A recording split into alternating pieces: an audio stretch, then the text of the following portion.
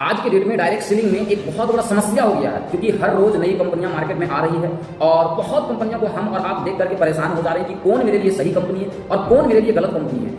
एक मिनट में कंपनी को हम पहचान सकते हैं। बेसिक फंडा, सिर्फ ट्रिपल पी को हमें समझने की जरूरत है। फर्स्ट पी का मतलब होता है प्रोडक्ट, यानी हम किसी भी कंपनी के साथ काम को स्टार्ट कर रहे हैं तो उस कंपनी का खुद का प्रोडक्ट होना चाहिए, क्योंकि डायरेक्ट सेलिंग का मतलब होता है सिंपल सी भाषा में सेल, प्रोडक्ट सेल करो और पैसा कमाओ, सिंपल सी भाषा में। तो हम किसी भी कंपनी के साथ काम को स्टार्ट कर रहे हैं तो उस कंपनी के पास प्रोडक्ट होना चाहिए और ऐसा प्रोडक्ट जिसे हम यूज कर सकें।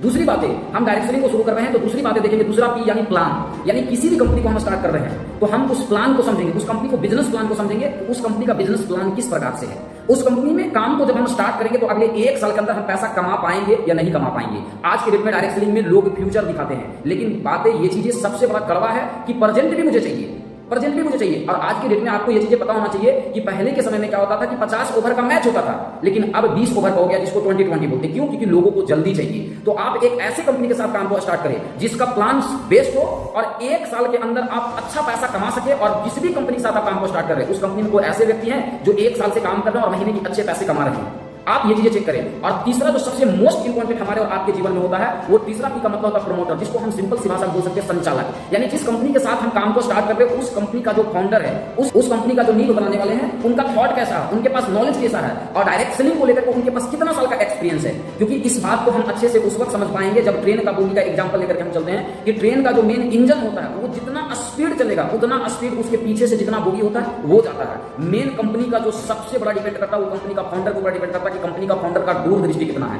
कंपनी का जो फाउंडर है उसके पास डायरेक्ट सेलिंग को लेकर के एक्सपीरियंस कितना है, कंपनी का जो फाउंडर है उसके पास मोटिवेशन कैसा है, कंपनी का जो फाउंडर उसके पास अचीवमेंट कैसा है। ये 3 पॉइंट है जिस दिन हम और आप अच्छे तरीके से चेक कर लिए उस दिन हम 1 मिनट में ये चयन कर लेंगे कि ये कंपनी मेरे लिए बेस्ट है या नहीं है। ये 1 मिनट में चयन कर सकते हैं। इसी तरीके से वीडियो आप देखने के लिए कंटिन्यू मेरे वीडियो में बने रहें और चैनल को सब्सक्राइब करें और बेल आइकन को दबा करके प्रेस करें।